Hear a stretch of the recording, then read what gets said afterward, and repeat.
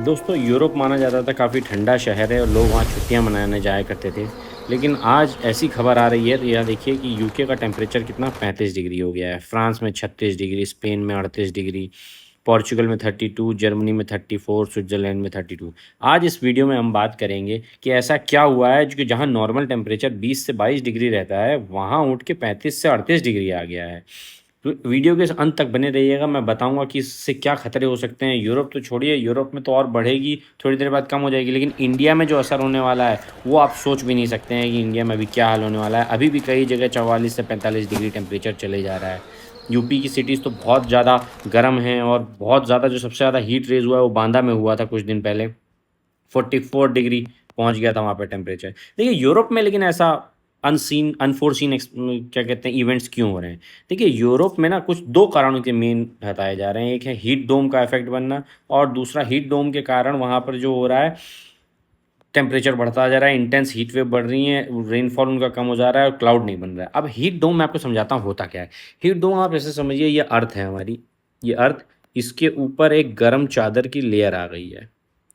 अब है क्या, ये लेयर जब ऊपर बस गई है, इसको अब यहाँ समझिए, ये एक लेयर गर्म हवा की लेयर ऊपर बन गई है, जो इसकी हाई प्रेशर है, जो यहाँ से प्रेशर डाला जा रहा है इसके ऊपर एटमॉस्फेयर बाहर की गैसेस द्वारा। और इस गर्मी से अर्थ जो है नीचे से गर्म है, तो जो अर्थ गर्म है और नीचे ऊपर से भी ये गर्म हो जा रही है, तो बीच में एक गर्म हवा का गोला फंस चुका है। ये ऊपर भी नहीं जा पा रहा है, नीचे भी नहीं आ पा रहा है, ये बीच में सारी जो गर्म हवाएं हैं यहाँ घूम रही हैं।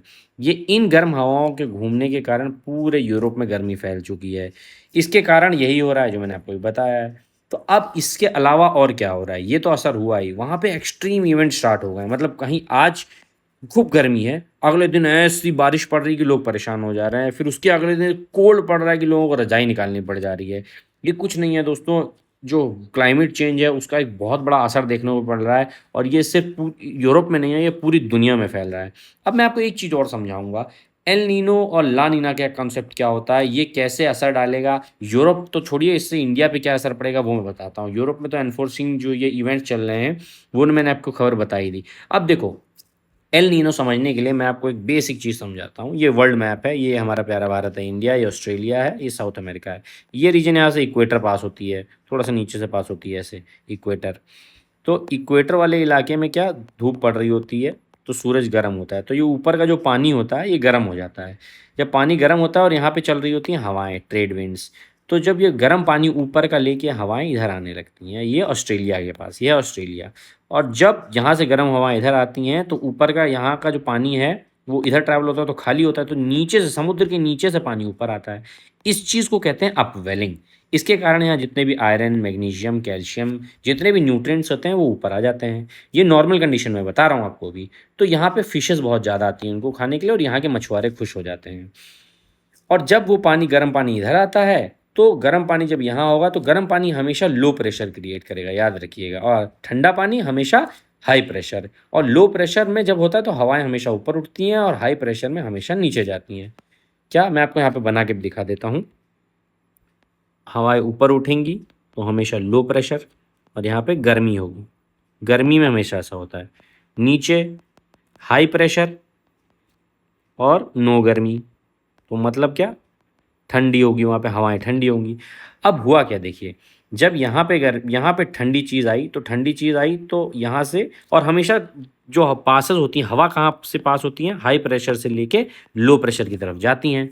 तो दोस्तों आप हमेशा देखा होगा ना, आप एक पाइप ले लो, पाइप में जिधर से फूकोगे, इस साइड से अगर आप फूक रहे हो तो हवा इधर जाएगी ना। तो अगर आप इधर से मुंह से फूक रहे हो तो इधर से आप प्रेशर लगा रहे हो। ऐसा तो नहीं हो रहा ना यहाँ से आपके मुंह के अंदर हवा घुस जा रही है उल्टे साइड से, ऐसा नहीं होता है। जहाँ से प्रेशर लगता है उसके ऑपोजिट हवा जाती है। अब देखो, जब यहाँ पे ठंडी कोल्ड करंट आ गई, यहाँ पे कोल्ड करंट चलती है, इसका नाम होता है पेरू या हम्बोल्ट करंट। तो उसके कारण जब सारा पानी जो है इस साइड पहुँच गया, इस साइड यहाँ पे ट्रेड विंड्स को लेके इधर चली गई। अब यहाँ पे जब पानी पहुँचा है तो ये पानी हो गया है गर्म। ये जब पानी नीचे, ये जब यहाँ पे गर्म पानी आया है तो ये क्या बन गया यहाँ पे, ये रीजन बन गया है आपका। गर्म पानी क्या होता है, गर्म पानी होता है लो प्रेशर, और लो प्रेशर में हवाएं कहाँ, हवाएं ऊपर उठती हैं। तो ये समुद्र के लेवल पे मैं आपको बता रहा हूँ, समुद्र से हवाएं ऊपर उठने लगेंगी। जब समुद्र से हवाएं ऊपर उठेंगी तो ऊपर जाके एटमॉस्फेयर में ठंडी होंगी और बादल बनेगा और यहाँ पे बारिश हो जाएगी। ठीक है, और कुछ हवाएं इधर चली जाएंगी, कुछ हवाएं दोबारा इधर चली जाएंगी। ऐसे ही जो जो सर्कल बन रहा है इसको बोलते हैं हम वॉकर सर्कुलेशन। अब जो हवाएं इधर आ गई हैं उस पर ध्यान दो, जो हवाएं इधर आ गई हैं अब वो यहाँ पे आते आते हो जाती हैं ठंडी। तो ठंडी हवाएं क्या होती हैं, नीचे बैठती हैं। ठीक, अब यहाँ पे हवाएं नीचे बैठ जाएंगी, ठंडी हवाएं। इस रीजन को इधर बोलते हैं मैस्करीन हाई। अब ये जो समय है वो है अप्रैल का, ध्यान रखना है आप। अब अप्रैल में इंडिया पे यहाँ पे क्या होता है, गर्मी ही गर्मी। अप्रैल में, अप्रैल मई में। तो अब यहाँ पे क्या हो गया, लाल क्या है, लो प्रेशर हो गया है। और यहाँ पे नीला, नीला क्या होता है, नीला हो गया हाई प्रेशर। अब बताओ हवा कहाँ से कहाँ जाएंगी, ये याद करो, पाइप जहाँ से फूंक रहे थे आप तो इधर हाई प्रेशर से इधर जाती हैं, तो ये हवाएं यहाँ जाएंगी इंडिया की तरफ। अब जब हवाएं इंडिया की तरफ जाएंगी तो ये तो नीचे है समुद्र, समुद्र से पानी उठा के लेके जाएंगी और यहाँ पे बारिश कर देंगी। इसे बोलते हैं मॉनसून। ये नॉर्मल कंडीशन है। अब ये जितना मैंने आपको समझाया इसको आप उल्टा कर दीजिए। उल्टा कैसे करेंगे, यहाँ पे ठंडा हो जाएगा, अब यहाँ पे गर्म हो जाएगा, इस साइड गर्म हो जाएगा, तो जो सर्कुलेशन था बिल्कुल ऑपोजिट हो जाएगा।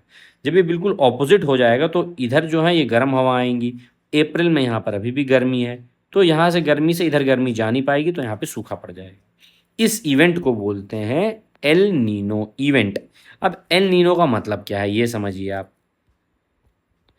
एल नीनो का मतलब होता है क्राइस्ट चाइल्ड। देखो ये जो इवेंट हुआ, जब यहाँ पे अच्छे खासे फिश हमें मिल रही थी, अब क्या हो गया, जब यहाँ पे गर्मी हो गई तो यहाँ पे फिश आई नहीं।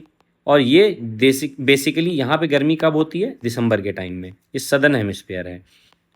तो यहाँ पे गर्मी हो गई, जब यहाँ पे गर्मी हो गई जनरली यहाँ की पेरू करंट होती है, ठंडी करंट, जो कि अपवेलिंग करके लाती है यहाँ पे सारे मिनरल। अब जब यहाँ पे गर्मी हो गई तो यहाँ पे मछलियाँ भी नहीं आई। मछलियाँ भी नहीं आई तो इनके फिशरमैन का जो इकोनॉमी है वो डाउन जाने लग गई। तो जब ऐसा गड़बड़ी हुई तो इन्होंने इस कॉन्सेप्ट को नाम दिया एल नीनो, मतलब चाइल्ड। मेल नीनो मतलब, एल नीनो मतलब मेल चाइल्ड। इसको बेसिकली जो जीसस क्राइस्ट पैदा हुए उनसे जोड़ के देखा गया है यहाँ पे।